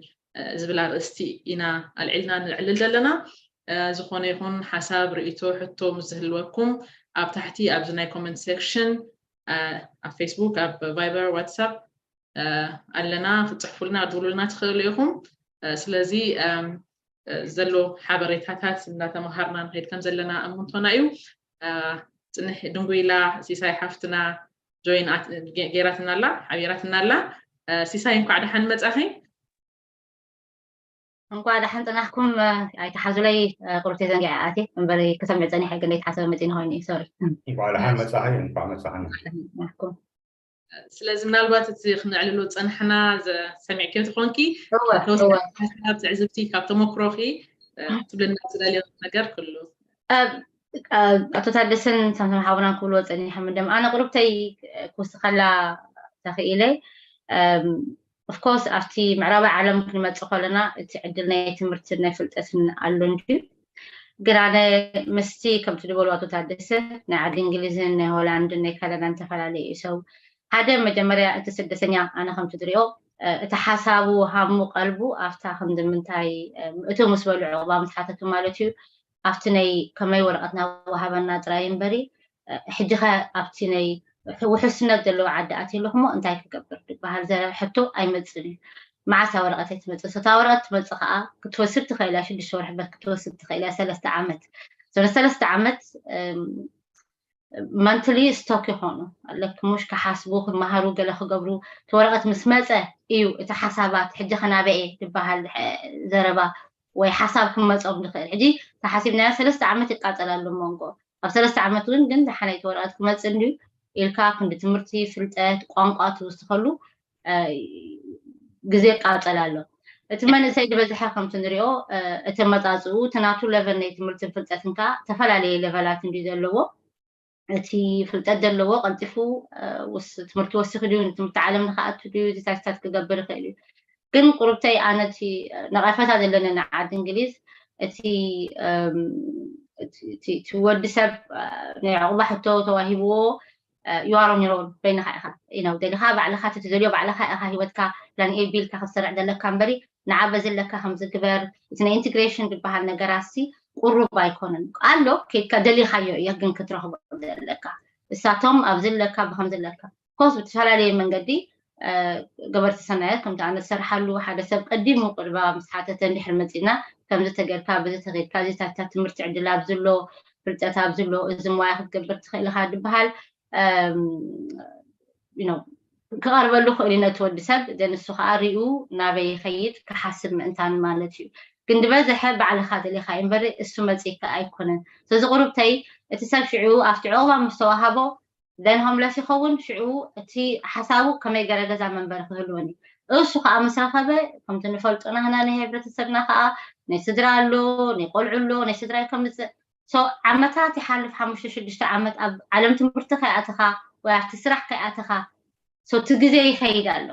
ሽዑ ደቅኻ መፁ ናይ ደቀ ኢልካ ከዓ ናብ ኤጌን ኣለካ ምስ ኩሉ በሽ ሰርክል ይኸውን እሞ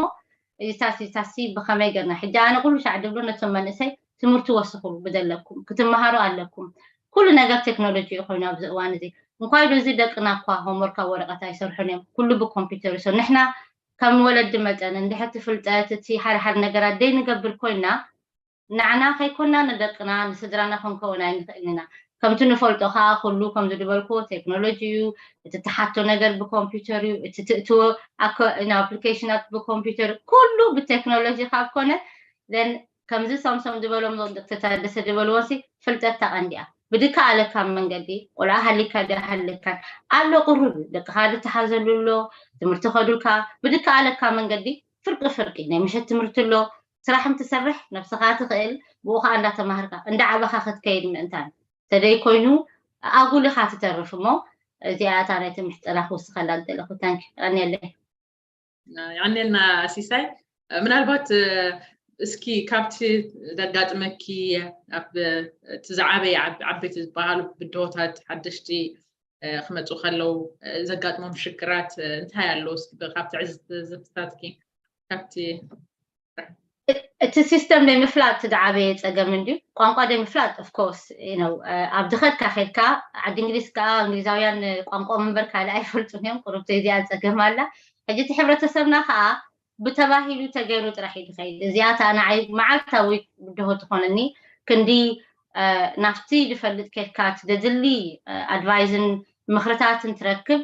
ሰብ ገይሩ ኢልካ ብድኽየድ ብዙሕ ይኸይድ ሕጂ እዚ ጌጋታት እቲ ዝዓበየ ጌጋታት ይፍጠር ሽዑ ምስ ተበላሸወ ቤተሰብ በጃኸ ከምዚኣ ገይረ ክትዕረይ ደልየ ይብለካ ክንዲ ቅንዕትን ቀላልን ዝነበረት ትስራሕ ነበረትሲ ንሰብ ኢልዎ ኢልካ ጌርካ ንዑ ኮይኑሉ እሞ ንዓይ ከዓ ክኾነለይ ዝበሃል ኣይሰርሕን እዚ እቲ ሓደ ጎይ ዘሎ ኢልካ ስእልካ ምስኡ ትጎይንኻ ይፀድፍ ኣሎ ኢልካ ምስኡ ትፀድፍኒኻ እሞ ኩሉ ሻዕ ከምቲ ትብሎ ነቲ ናይ ሓኪም ስራሕ ናይ ሓኪም ክትገድፎ ኣለካ ነቲ ናይ ኢሚግሬሽን ዝገብር ኢሚግሬሽን ክትገድፎ ኣለካ ንሕርሐ ሰብ ሓደ ሰብ ትዝበዝሐ ብድሆታት ንረኽቦሲ እቲ ሰብ ይፅገም ክንዲ ወሲድካ ናፍቲ እቲ ዝቐነየ ሰብና ማለት እዩ ኦፍኮርስ ቅድሜ ድመፀን ድሕሪ ድመፀን ኣሎ እንድዩ እቲ ቀኒዩ ዝቐነየ ሓደ ነገራት መቸም ይፈልጥ እዩ ኢለ ይኣምነ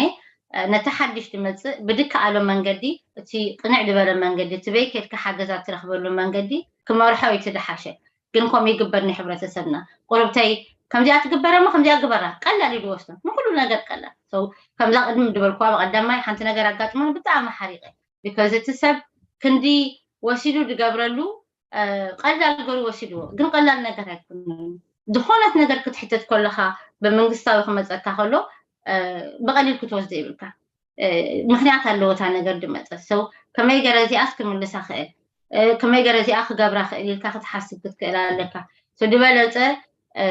ናፍቲ ዝፈልጥ ከድካ እቲ ሕብረተሰብ ስደት ድመፅእ ሓድሽ እዩ ኣይፈልጥን እዩ እቲ ዝቐነየ ክመርሖ ክክእል ዘለዎ ኣለና ስራሕ ንሕና ተንዝፀናሕና ኣብ ስደት ዝነበርና ሞ ንፈልጥ ነቲ ሰብ ብከምዚ ገርካ ግበር ብከምዚ ገርካ ይግበር ኢልካ ክትነግሮ ምእንታን ማለት እዩ ኦኬ ዶክተር ሳምሶም ናባኸ እስኪ ምስ ስድራ ቤት ሕጂ ዝተኣሳሰር ሕቶ ከምዚ እንታይ ትዕዝብት ኣሎ እዚ ናይ ኢንተግሬሽን ግዜ ሲ ንኣብነት ምስ ስድራኻ ምስ ደቅኻ እንተደኣ ወፂኻ ወይ ኣብ ምስ ስድራኻ ሓድሽ መጻእተኛ ኮንካ ተኣትወሉ እዋን ሲ ደቅኻ ቀልጢፎም ኢንተግሬት ዝገብሩ ቀልጢፎም ይኣቱ ህፃናት ኮይኖም ትሕቲ ዕድመ ማለት እዩ ትወላዲ ከዓ ንድሕሪት ገፁ የብል መብዛሕትኡ ግዜ ምናልባት እቲ ካፓቢሊቲ ይፈላለኹም ካብ ሰብ ናብ ሰብ ሕጂ ኣብዚ ዝፈጥሮ ምናልባት ምስቲ ኣርእስትና ውፅእ ክትብል ትኽእል እያ ግን እግሪ መንገድና ተንኪፍና ክንከይድ ሕጂ ከምዚ ዓይነት ብድሆታት ክህሉ ክእል እሞ እስኪ ብኸመይ ክረአ ክእል እዚ እንታይ መሰለክ ሳምሪ ሓደ ናብ ሓደ ነገር ክትኣቱ እንድሕር ኮንካ ኣብ ዝኾነ ነገር ኢንተግሬት ዝገብር ኮንካስ ክትሕወስ ክትክእል ኣለካ ምስ ትወዲ ዓዲ ንኣብነት ቋንቋ ክትፈልጥ ኮንካ ምስኦም ክትዛረብ ክትክእል ኣለካ ባህሎም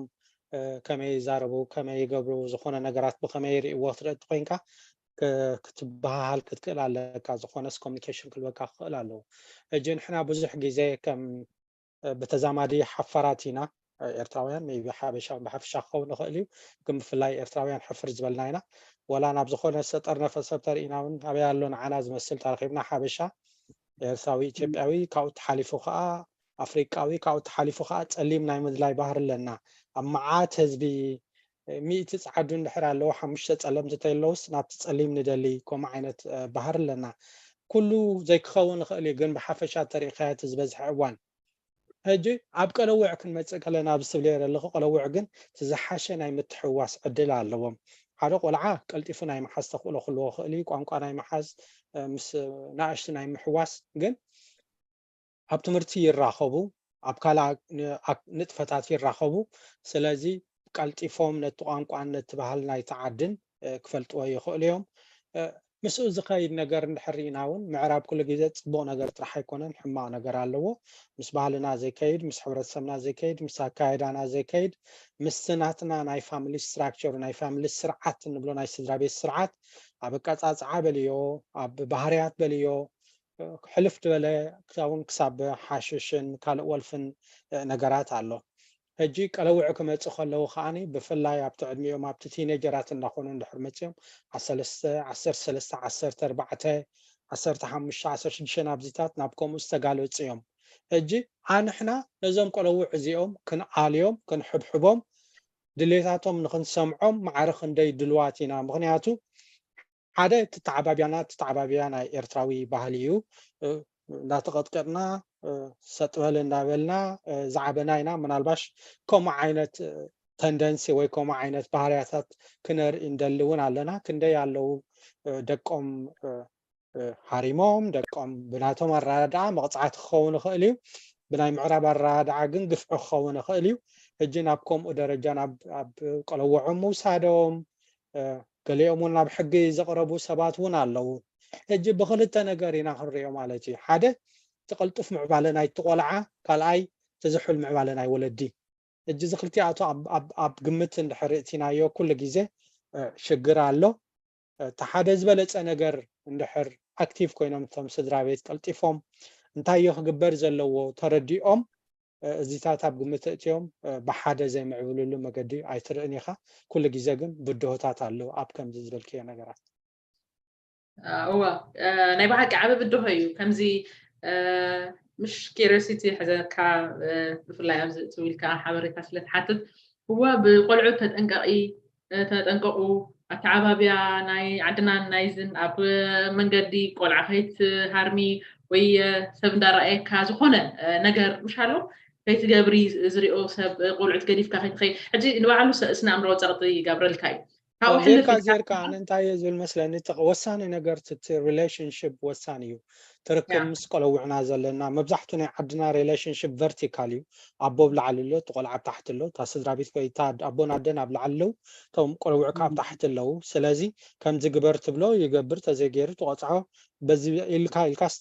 تدري نجار حتى كبره أبزجنت relationship كل جزء أب ولا أبو بلعلو قاعد تقنع بتي مورالاو كناتات كريه خلها أبت حجاوي كناتات كريه خلها جن horizontal يوم معرة يوم زلوا هجي انتهي قبل دليل ولا ونابتي لك نايقول عات عبابي أخون على لون دحريل كيوم نتقول بتمخرج معدهم مورالاو نجارات كثر حزن لكامبر قبل على دخون كثر صوت بالكان سلازم انتهي تمشرش نجار كتسمعه خد كل على لك معلتو انتهي نيرو مسمن تراخيبو انتهي جيرو قال نجارات بزجبرو كوكاب جرهنا خون خلي كاب جيجا خون خلي السخانة زي نجارات كتسمعه تزكي الكاجن بطعمي أشجاري مغنياتو معلتو خمي وعيلو انتهي جيرو انت زي فليتكا عرق خان تزي جير كايو ومحازخات تزي جير كايو بزح نجار ميست جبر الله خوي يقول لك الله مالتي أبقى نجارات عند عبيب زمت قلو جيزا خاني مبزحتهم تم قلوع تم كيلاتات يوم دخون بتجزع زخون سبكم تقولون عسك زود يزع ترجمة زاور رقت متسألات زبها لقلوع علو أبقى لقوان ون ناي أترجمت ناي صدر زخون له نجارات علو هجي أبتي كل جزء ناي باور حطوني ناي سلطان حطوي أبكم زي درجة عند حرمت يوم قبل عليه خاص سلطان يقبر له مالتي كوش شخاوني خوليهم يا سيسي تابلت نجار عندي قلعو كل شيء صدرا قلعو خمس دبلو ثلاثة ورحي واسدلهم انتجريت كجبرو قانقا كعشان مخلوط مرتاعتمتي amazing يعني مش قلت فيه تقولع مستي دلو حبرة سبسي مستم تمرتويت دي مسكلة قلت فيه تعشمو بي هدي تسدرا يرسعوا يحنسا قلع النتو غيره خجبر اللو اتدم تعلو emotional ترى هدي كم example كنت خاينسي عدي يطلع كم حكم دبدبي مس انت تصحيف له دبدبي اسار عند نتقول عم ببلي كن منتاي ني سنامراو سقطت كجبر له ان تقولع سوز كلش كنجزا كنكيل لنا قدمينا حدا نجا نعترجم لي نعبص حالي نحكم بيت حس كاي خدكا ولا كاس كترجم الكاس زي استي تخونيا جن معرتاوي اب كل علي دليو دقخا غوتيت كان عم تاتبل زلا اب سرحي سلا دغاطمني حجسي السقاء كم زي سامتوم زبلوسي ني باور شيفت افتي كدلو خلها اسها تبلع علي هذا اللي خارتهم دقخا اي تغورو دونت يمبري زي اخت تقركاز زي اخت مستخيليا تي غزي وسيت كان مصدقخا تزاراربلو زي اخم زي اتكركاز كان زي اتخون زي اخم زي اتدقركا اخم زي اتخون حجي افتخا اخد دليم كلها خا نعاي كها غوتيتاتها نع ترجم لي نع نجر لي كاخت بلم سو عليكم شتم قلعو كتقملكا تسامتم دبلو ወይ ከዓ እስኻ ክትጥቅምሉ ሕጂ እንታይ ይኸውን ኣሎ ናይ ጥቅሚ ነገር ሕጂስ ነቶም ስድራሲ እቲ ሌቨል ክትረኽቦ እቲ ሕውነት እቲ ናይ ዓርክነት እቲ ናይ እቶም ደቅካ እንታይ ክገብሩ ይውዕሉ ትምህርቲ ምስ መን ተራኺቦም ምስ መን ይገብሩ ኣብ ቴክኖሎጂ ክውዕሉ ከለዉ ምስ መን ይራኸቡ ማን ኣሎ ብዙሕ ማለት ሲ ደፍራኣካን ደስጋኣካን ነገራት ኣሎ ቆልዑ ኤክስፖዝ ዝኾንዎ እስኻ ሳቢ ተደይኮንካ ብኸመይ ገረ ነቶም ደቀይ ኮንትሮል ምግባር ከይኮነ ፕሮቴክት ምግባር እያ ኮንትሮል ናይ ፓወር እያ protect خوينو ግን ትከላኸለሎም ኢኻ ዘለኻ ሰው ንዓኻም ንደቅኻም ካብ ፅባሕ ንግሆ ደቀይ ናብ ሕማቕ ከይዶም ኢልካ ኣብ ዘይከውን ሓሳባትን ወይ ሓዘናት ተኣቱ ቀዲምካ ክትገብሮ ነገራት ትገብሮ ኣለሞ ነቶም ስድራ ኣገዳሲ ግዜ ክትወስድ እቲ ህይወቶም ተወፈለየ ሰዓታት ሓደ 5-7 ሰዓት ኣብ ትምህርቲ ዓለም እዮም ዘሎ ኣይንሪኦምና እንታይ ይገብሩ ኣለዉ ግዜ ወሲድካ ግን ክትሓቶም ተኽኢልካ تدقبرو بزح نقدر ككافلو بالطعم يمددلي قلنا احنا قزي لنا قزي نوسد دينا اذا تليفون مرعين قال مرتات بزح دمصو نقرات اليوم شو دكتور سامسونج كاهو استخلاي نتم دقنا تقزيني من الزراب بيسوز سمعوني يم دبلو دقنا سمعنا انتي نقبرو عيدنا احنا خا قزي وسدنا ولا قا بحثار قزي بيكوز نهيوت نقرالو درار مقبار دي مسح نقرال دي بزح نقر تقبرلو ده قن قزي ختوسد كتقيلا لك مسوخا إيكون نعنا ندق نستيون الديتات كيكونا ولا أبو ولا عدنا الناتو قزي اللو مستقلعو خرخبلو كراخبلو كزالبلو كزاتلون أفتي إنترست هلو كافت دقا حمالتي انتاي قبرالي لكان دحر كتحاتو خونكا تن أبو عديسي يدالو لو خفلتو انتاي قبرالو دقا حمالتي هاوي وزي دايما كما يبعي الكسرح تايل نسي لأن عندما نقول أنا أخذته نعم أنت تقبروا عيلو تمرتي حد أنت يخون له ني فريد بلا relationship فريد بلا أرخ بايه له كمسؤولات كا thank you in fact نبذا سيسايز ولا تحدا قد أسق مفلت زلنا أنت دكنا سمارت يوم بعرفنا بالجنريشن دلو قلوع بتعم سمارت يوم هذا جزء أنت ندركاس سوشيال ميديا تخلكلهم نرازناي تكنولوجي زمت أو نجارندي سوشيال ميديا أنت كتقوم لهم أنت كتقوم يبلهم نقطات أرم حدا كابتا قداس جزء مخنياتهم سنايت مرتهم مسكالة جزء جنت هاي يزقبرت ودا هذا نتا سوشيال ميديا سناب شات قال ملا تخلكلهم نجارات دليتي زقبرن نقو خاب جزء خوت كله أبلود يقبرن مشات جزا خاطر خلا دليت جبران مخنيات تلفون سلاتريو هو اجي ازيتات نجارات بتعم سمارت يوم دقنا غلغله دفلطوم الله حنتكم تبلن نيرا واتساب اي تطقمي له مخنياتون عبيتي قال نجارات كيغبر دكعكم خاصو دليت جبرا نغو ابلود جبرا زن مشات دليت جبرا زن اب تلفونا غن ينغرا واتساب سب اد كغبر كلوس يمصكاي كوستوس حدش واتساب أدغير كام معناته أوتوماتيك سلزلو سلمنتاي خمس زخون زلو يبل نيرا دايلت بلن نيرا هذا حري هندبت ميصچ غيريو ابلود غير واخلو اجي دقنا سمارت يوم بتعمي بتخاله متن كمي غيرنا قريبنا نابانا كنردهم كنكل طرح يزلنا توسانه ነገር تعرف عم تحبابا كتجمر كلها دحراي ريليشن شيب بلاش وايا دحر سوق حاب انه تكون انا قدوم تاي تقبل بهال نغرات تمصيو حجي انت كخولي كم دكتور سامسون دمصو نغوب ده ابلود مش داونلود እንዳገበርካሲ ክትተሓባባ ክትጅምሪ ካሞ دي اخاسي تام بلاش بيت كتكون سو تقطم دقنا بتاع سمارت نحنا داين فولت عم بفولتو اكنا غير حاجه سو بستخال متن اتا مراجع دلات الناسي ሓደ እታ ኢንተግሬሽን ናብ ኣይና ክንመፅእ ኢና ማለት እሳ ፈቲና ፀሊና ዋላ ቁሩብ ንሕና ዝሕል ንብል ንኸውን ንሳቶም ቅልጡፋት እዮም ነገራት ሓድሽ ነገራት ምምሃር ንሕና ቅልጡፍ ዝሕል ዝበልና ክንኩም ግን ዝተኻለና መጠን ንዓና ጥራይ ደይኮነ ዋላ ንደቅና እቲ ዝፈልጥዎ ኣትሊስት እንታይ ይፈልጡ ክንፈልጥ ኣለና ኣብ ሞባይል ኣትዮም እንታይ ክረኽቡ ክእሉ ኣብ ጉግል ኣትዮም እንታይ ክረኽቡ ክእሉ أمرهم እንታይ ክትሓዝ ክእል ዝብል ነገር ሲ ክንምልሶ ኣለና ካልኣይ ከም ዝበልካ ዶክተር ሳምሶን እቲ ሶሻላይዝ ምግባር ንሳቶም ምስቶም ሶሻላይዝ ዝገብርዎም ምስቶም ደሓብርዎም ቆል ህፃናት ዋላ ስድራ ቤታት ክኸውን ንኽእል ንሕና እውን ብዝተኸኣለ መጠን ኣብኡ ፓርቲሲፔት ክንገብር ከም ዘለና ኣብቲ ንኣቱ ከም ዘለና ኣብቲ ኣቴናዮ ዘለና ንኣብነት ምስ ካናዳውያን ኣብዚ ካናዳ ተሃሊኻ ምስ ካናዳ ሶማልያን ኮሚኒቲ እንተዳ ሃልዮም ኮይኖም ኣብ ጥቓኻ ነቲ ከባቢኻ ክትመስሎ ለካ ተነፂልካ ክትነብር የብልካ ኤርትራዊ ኮርስ ኮንካ ግን ሶሻላይዝ ናይ ምግባር ድሌትካ ልብኻ ክኽፈት ኣለዎ እዚአን ኣይ ቲንክ ኣብ እዚአን ክልተ ነጥብታት ምስማዕካ ሳልሳይ ኦፍ ኮርስ ንውላድካ ክንድምንታይ ግዜ ትህቦ ከምዚ ተሃዊኽካ ተመሊስካ ነቲ ረድኦስ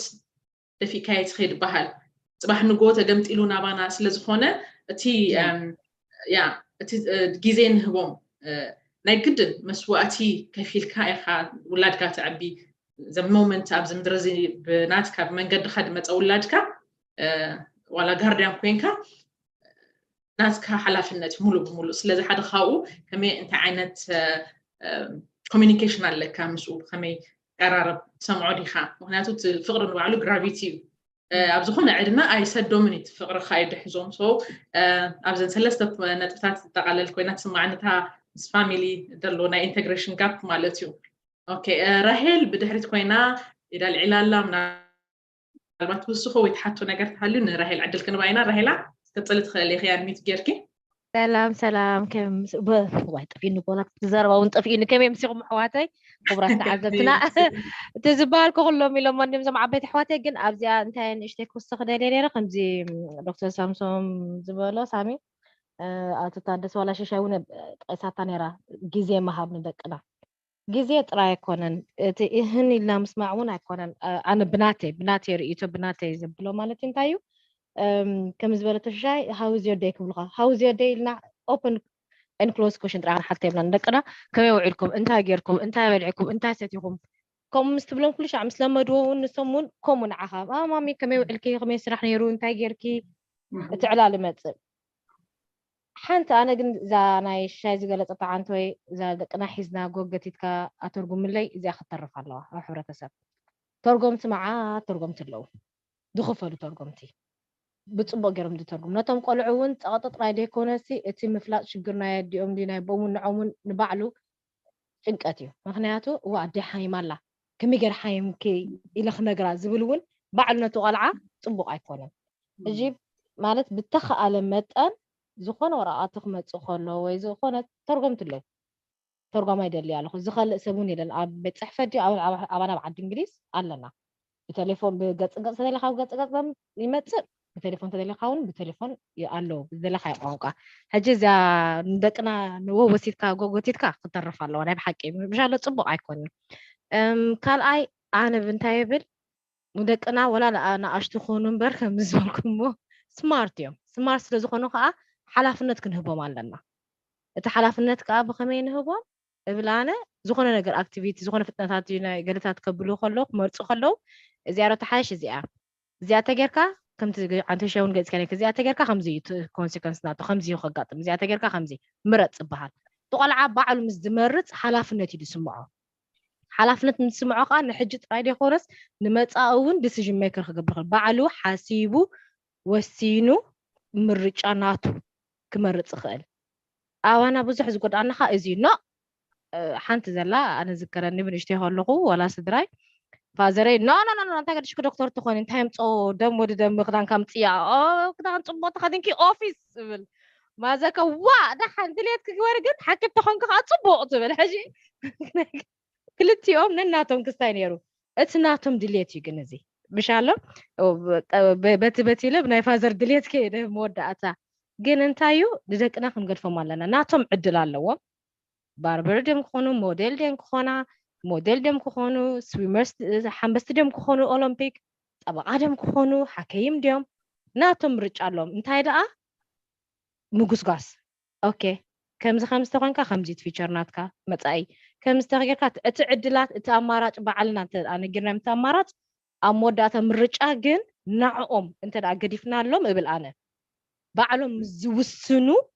كاب نشت عدمه حلفنا تسمعمي بعلنا ترى اوف يناون عبينا ما موداتا مرجع خطف امي انتينا خنمرط قبليهم ابل بناتي مالتيو نزي اخو استخدمي ماشي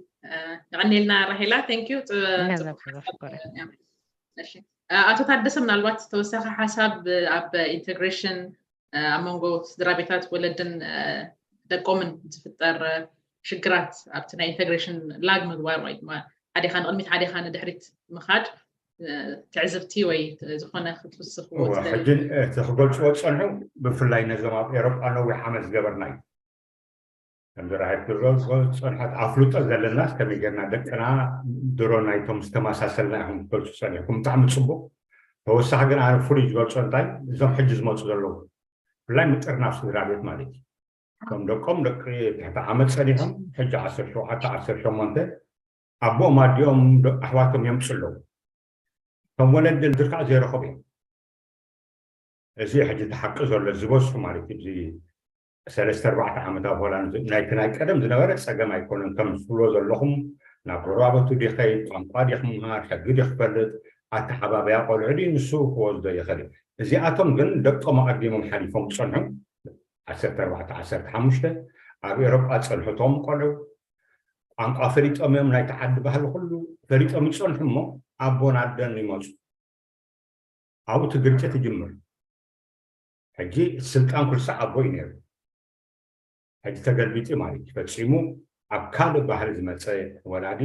እሞ ካልእ ክብሪ ዝነበሮ ወላዲ ወይ ኣደ ኣብዚ እንታይ ትኾን ኣላ ትሕቲ እቲ ውላዳ ትኾን ኣላ ማለት ካብ ቋንቋ ጀሚርካ ናብ ኩሉ ንስኡ ክመርሓ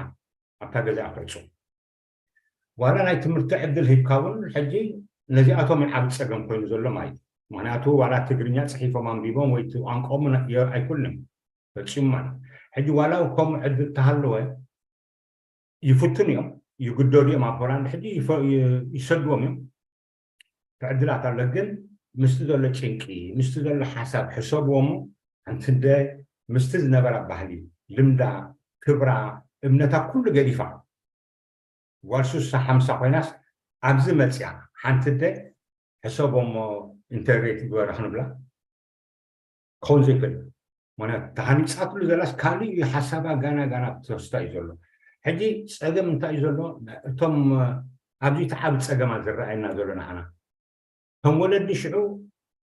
كم زبلكم كوزو خجمريو أتحاول صحيح مسجن من يوانا خندر تي ولادهم سونغري فومي بزوجت كمان بينما مكتر أبستاكين كتاتي الرأي سلزة نزيئة حاجز كم تا سامسونج بلا كتينا سلينا مريكي أبتجو جرواتنا عدلات الله نحنا أتي أو هلان تراي كنا نعمل أوروبا أبزوخان واتساي بمنتهى إرتراف للتلكي ناتنا إنا ندلي زي أكل الجلي نوع حمتات خرتي كل وزي كعله نبتخالخ نعطين دليلنا أو اشتنا قلنا تعاقب بكل بحن سامري مستخالة تزيد حوش كابن وبأكالي عبد الله خمر بحساب حد خلها ماي نسيت سقم حجي نتجر لحد القل نجدنا انتينا حند فدنا حنتي أتصبي أون كل ساعة زارب لا تمنو حجابرنا حالات نتعلم دقاقي ما عن التعصا عدلات نايت من ستيلند ويلا ترجمتي بجنزب زخفول لودم ولو جن اتي ترجماي بتليفون مجلس ترجمالك ترجمة يكون لو من اب تليفون كترجم تفلا زمدك اوكرين كو تليفون طويل أمام نسم بأوكرانيا زارو بإنجليز غير تاكساي تاماشين تستايت ورلا نسون رسعي لها تاماشين بحلاس زاربا ماشينات مثلا با اتم قدامو زنبرنا ግን ደጋጊማ ኩል ሰዓት እንተ ተኻኢሉ ማለት ተተኻኢሉ ናብ ታሕቲ ወሪድና ለጸገማት ንዛረበሉ ምሻልና እንደስሳለን አታጠጥ ቃና ዘለው ጸገማት ወላ ሰዓት ትኩን ወላ ፍርቅ ሰዓት ትኩን ክንዋሳ እንተ ንጅምር ብዙሕ ጸገማት መቃለልና ብል ማሕበረኩም በዓቢ እንዲ በዓቢው አይጀበርናይን ግን ንዘይ ገበርና ግን 40 ዓመት አይጀበርናን ክንገብርና ክንላቦ ክንነብር አይፈና ቶም ደቅደቅና አርኪቦም ምናሉ ስለዘለው ብዝከአል ግን አፍታት ቃና ንዘል ሰማይ ወላ ሓደ ሰብኩም ጎረቤትና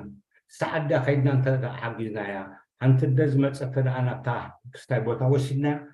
ገለ ነገር መሰረት ንገበርና ባህላያ በዚ ብግብሩ ዝርያ ማለት ምናቱ ወለንታስ ዳርጋ 10 ዓመት ሰራሕ ለዋን ይርድ ስለ ዝርያ እጂ አብኮም አይነት ግን انت نواسعتهم قدم زمصانا لو تقر مغبرنا بحاله اتتكالات هالو اندي ግን ከም ሳምሶን ብሎ አይን ኸይድና ሕፍረት ዲዩ ከይብሉን ዲዩ መራሎ ከተካላት አሉ አቡ ጎረበታ ስለዚህ ብዝካል እዚ አንተ ንገብርና ከምኡ ተንወርድ በኋላ ያን ምክንያቱ ነው ዓመታት ተዛሪብናሉ እንዲና ከምኡ ተገርና ቁርብ እትህዝብና لوط لهم جبر نفتن بقوم يا أخوي أنت زي كنا كن تي نوع عمتات جرناون تعال زارب زلوا أنت أمزي أتوم إيران بهذا